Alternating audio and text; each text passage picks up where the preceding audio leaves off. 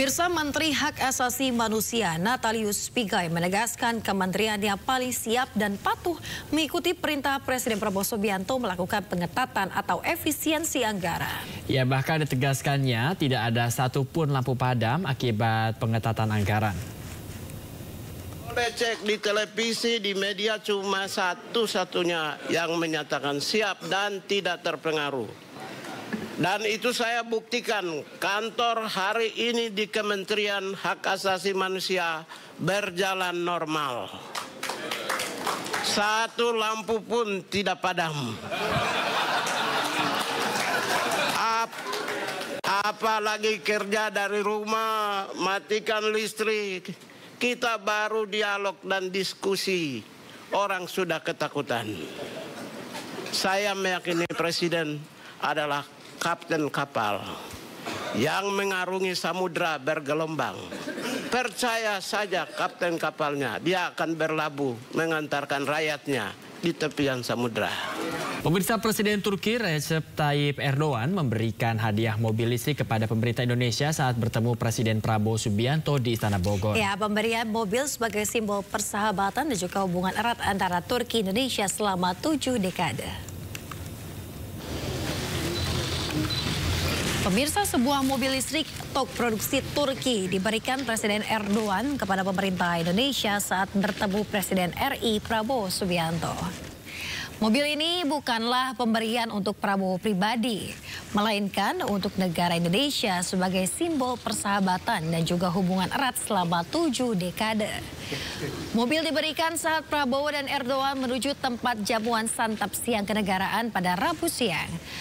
TOG T10X merupakan kendaraan listrik dengan perangkat cerdas yang terhubung dengan ekosistem mobilitas TOG termasuk jangkauan baterai hingga 523 km. Sementara itu pemirsa, Prabowo Subianto memberikan 2 cenderamata untuk Erdogan, yakni senapan serbu buatan Pindad dibubui tulisan nama Erdogan dan juga sebuah keris Bali kegodohan.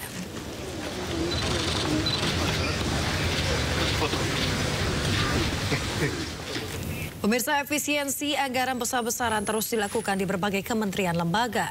Ya, termasuk di dalamnya Kementerian Keuangan, pemirsa. Menteri Keuangan Sri Mulyani menjelaskan salah satu bentuk efisiensi yang dilakukan di Kemenkeu, yakni konsumsi atau makanan di berbagai rapat telah dihilangkan. Menkeu menjelaskan dengan efisiensi itu pihaknya mengoptimalkan kegiatan rapat dan pertemuan secara daring. Praktik perjalanan dinas juga dibatasi hanya untuk pekerjaan yang sifatnya sangat penting atau yang bersifat tugas negara yang tidak bisa ditinggalkan. Semua catatan ini menjadi bagian penting. Penghematan anggaran ini diharapkan mampu memperbaiki kualitas belanja negara termasuk biaya operasional menteri. Bu Menteri dan pemerintah secara keseluruhan. Tapi memang yang sedang dilakukan saat ini diharapkan akan menciptakan sebuah budaya baru, penekanan kepada pelaksanaan tugas secara efisien, secara cepat, secara baik, pelayanan publik tidak dikorbankan, dan tentu berbagai target-target tidak akan kita lakukan pengurangan. Dalam rapat kerja Komisi 1 DPR RI hari ini, Wakil Menteri Pertahanan Doni Hermawan mengatakan Kementerian Pertahanan dan Tentara Nasional Indonesia mengefisiensikan anggaran sebesar 26,9 triliun rupiah. Pemirsa, rapat kerja Komisi 1 DPR kemarin membahas anggaran sesuai instruksi Presiden nomor 1 tahun 2025 tentang efisiensi APBN dan APBD tahun anggaran 2025.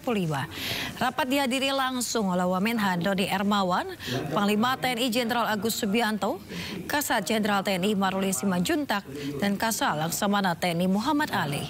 Sejumlah hal yang diefisiensikan adalah hal yang tidak mendesak seperti biaya perjalanan dinas, kegiatan seminar, rapat, FGD, kegiatan selebrasi, seremoni, pengadaan infrastruktur tak mendesak, dan lain sebagainya.